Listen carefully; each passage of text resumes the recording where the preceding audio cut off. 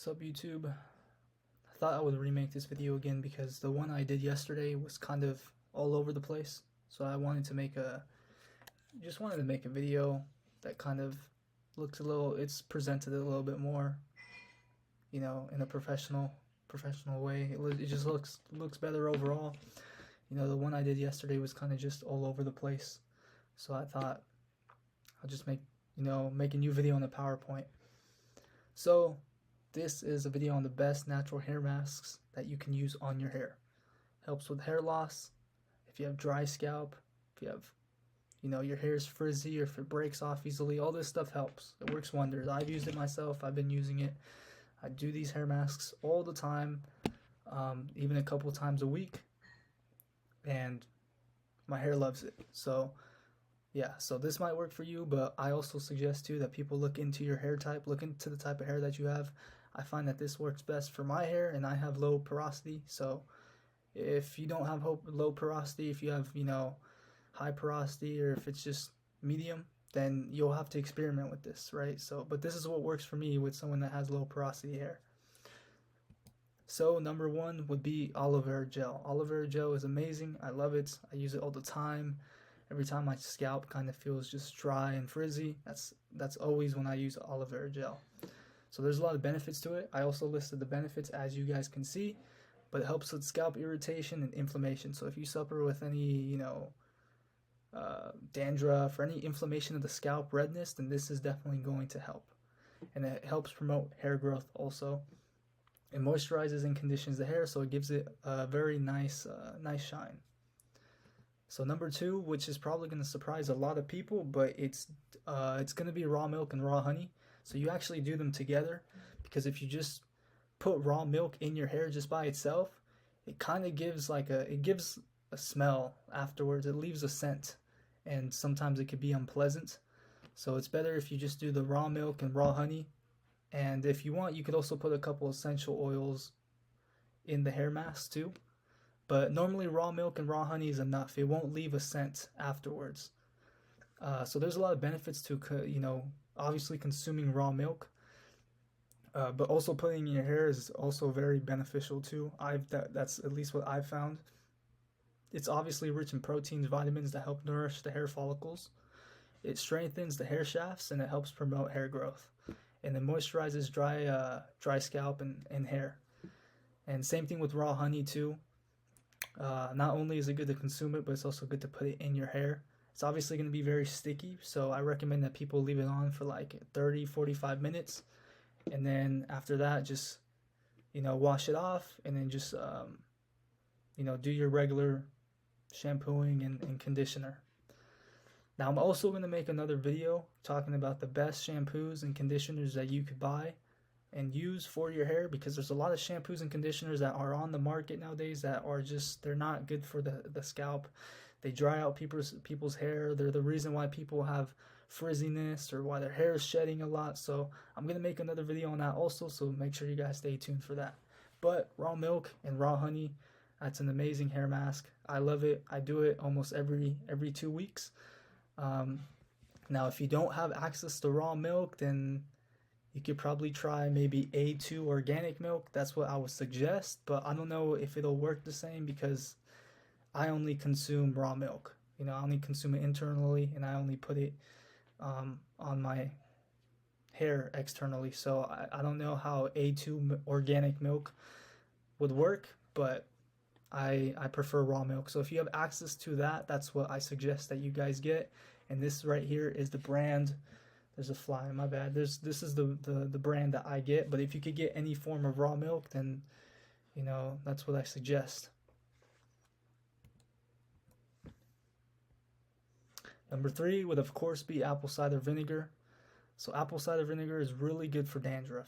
It's extremely good. So I've been using this. I used to suffer with a lot of severe dandruff, and nothing worked. Everything that I tried, I would go to the dermatologist. They would give me all these products, and they would always break me out in even more, dandruff, or more just scalp infections. And I have pictures also that I will show you guys at some point in another video, but this is what's worked the best for me, as long as you also make sure that you also take care of you have your nutrition and diet on point also, because that plays a very important role too that I think people don't really take into consideration. But yeah, apple cider vinegar is really good for dandruff, hair growth. It balances the scalp pH, and it helps reduce dandruff and itchiness. I used to have a lot of itchiness also, and apple cider vinegar just helps with that. As long as, and if you do everything else too, if you use the apple cider vinegar, if you do the raw milk and raw honey hair mask, the aloe vera gel, it's like you're not going to have any of these issues. I guarantee it. And if you do, then that's probably says that you have more of an internal issue. You probably need to get your diet and nutrition on point. But yeah, there's no more dandruff, there's no more itchiness that I ever deal with, no more hair fall, hair frizziness, none of that stuff. So yeah, I recommend these hair masks for everybody, and it's not going to cost you a lot. It's pretty cheap. So yeah, so it balances the hair scalp pH, reducing dandruff and itchiness. It clarifies the hair, removing product buildup and excess oil. Obviously, it adds shine to your hair also, and it has antibacterial and anti-fungal properties too. So a lot of benefits to using all apple cider vinegar. Excuse me. So a lot of benefits to it. Now, I have avocado oil too. I put on here. Don't have a picture. Forgot to add it, but avocado oil is also another good hair mask that you can do. But make sure, what I recommend is make sure that you actually get avocado oil. Make sure that you get pure avocado oil. The best one is the chosen foods avocado oil, because not all avocado oils that are on the market, they're not regulated, so they can be mixed in with other seed oils, stuff like canola oil, sunflower oil, who knows, maybe corn oil, maybe cottonseed oil, who knows what they're putting in it. But make sure that you get pure avocado oil. There's a lot of benefits, of course, to cooking with avocado oil. I do. You could also consume it internally, but there's I like using it for as a hair mask. Hair mask also. It helps with reducing breakage and moisturizes the hair. That's what I've noticed. So, and it's obviously rich in a lot of vitamins A, D, and E, and it helps promote hair growth. Now, another one is an egg mask. This is what people actually don't really know about. So an egg mask is really good. I recommend that people do this at least once a month. So it provides protein and biotin. It conditions the hair so it leaves it soft, and it adds volume and shine. And so all you need to do is just break an egg, put it in a bowl, stir it up, make sure you add some essential oils, and then just put it on your hair, rub it in, and then just shower. Do your regular shampoo and conditioner, but make sure when you wash it off, make sure you use cold water. Don't do hot.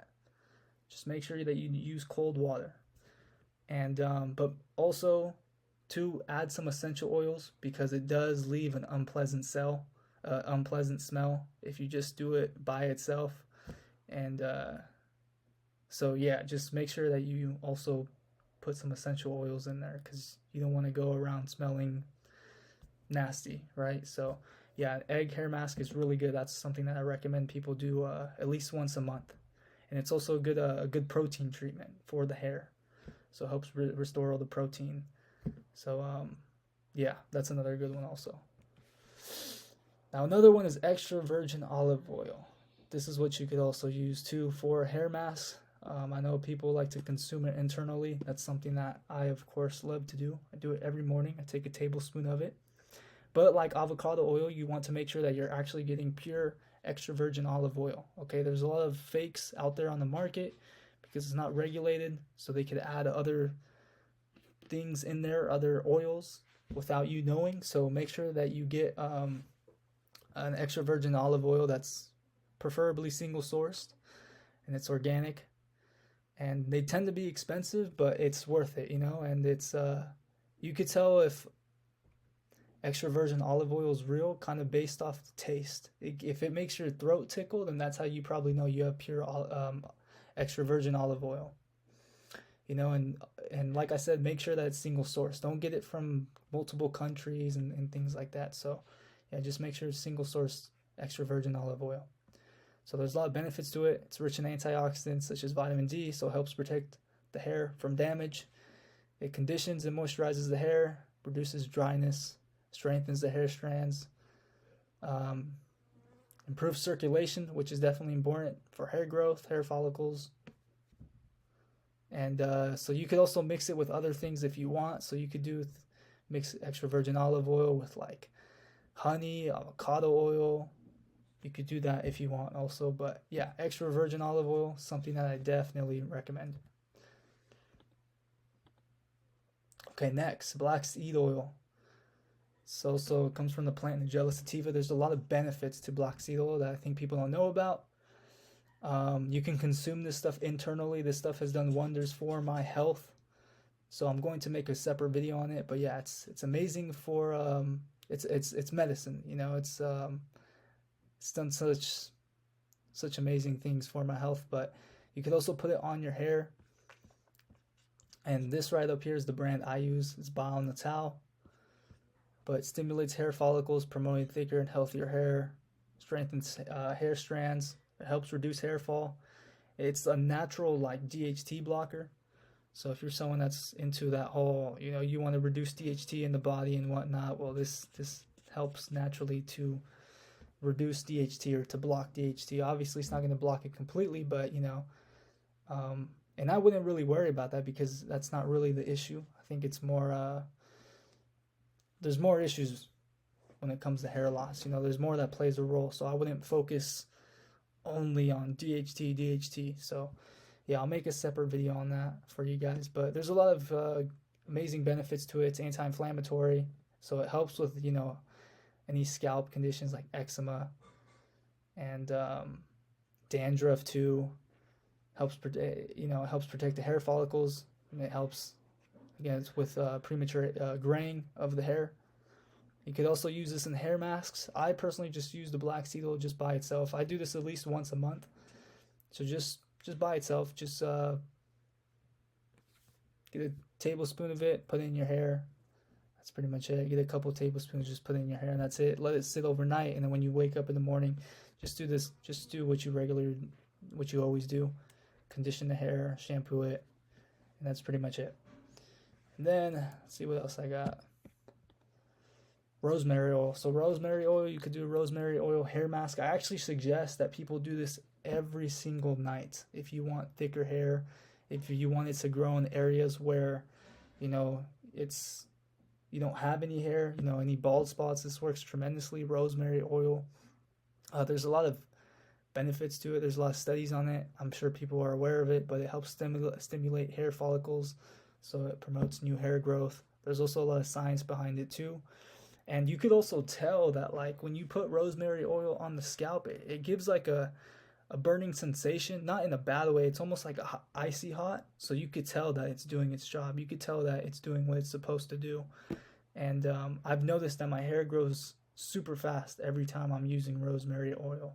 So I personally love it a lot. When I was struggling with my hair issues, I was using rosemary oil all the time, and I saw tremendous amounts of benefits from it. So this is what I suggest. People know that it helps with circulation. So like I said, when you put it on the scalp, you can feel it. It has that icy hot feeling on the scalp. So it's definitely improving circulation to the scalp, to the head region. And it strengthens the hair roots, and it helps prevent hair loss too, so that's important. It helps thicken the hair, contains antioxidants that protect the hair from free radical damage, and it's also people compare it all the time to minoxidil. So you know, people use minoxidil for like hair growth, and you know, I think they use it if they're trying to like regrow their hairline, or people sometimes use it for their beard if their beard doesn't grow. Personally, me, I've never used minoxidil, but I'm just personally not a big fan of it. I know there's a couple of side effects that can be linked to minoxidil, and I don't even think it started as like a hair treatment oil. I think minoxidil first came out as something that people use for, correct me if I'm wrong, but maybe something with cardiovascular health. I can't remember off the top of my head, but minoxidil was never something that was intended to be used as like a hair growth oil, or as, you know, hair loss oil. It was used for something else. I think it was like blood pressure, or you know, or cholesterol, or something with cardiovascular health. So but yeah, just personally, when it comes to minoxidil, finasteride, I'm not a big fan of that. I'm always, a big believer in natural alternatives. So I believe if you could catch it at the right time, then you can overcome any hair issues that you're dealing with. And if you're also someone that's kind of, worried about developing hair loss because you think it runs in the family, if you do these hair masks and also you get your diet and nutrition on point, then I believe that you will not have any of the issues that your family members have, regardless of if it's genetics or not. So I'm going to make a separate video on that, but yeah, I recommend that people use rosemary oil. That's pretty much it, guys. So make sure you like, share, and subscribe. I got more videos coming on topics like this. The next video I'm probably going to make on the PowerPoint is going to be like how to overcome hair loss, what to do with it, how to stop it, and just my personal opinion on it and my views, and why I don't think it's always genetics, and I don't think that DHT is the problem. I think that it's more than that. There's more that comes into play. There's so much more that plays a role. So please stay tuned for that video. It's probably going to be the longest video on this channel. I don't know how long it's going to be, but I'm setting up the PowerPoint, getting it ready for you guys, and I'm just going to be telling you guys what's helped me and what's worked for me. And yeah, so make sure you guys just stay tuned for what I got coming on this channel. And yeah, don't forget to like, share, and subscribe once again. And later.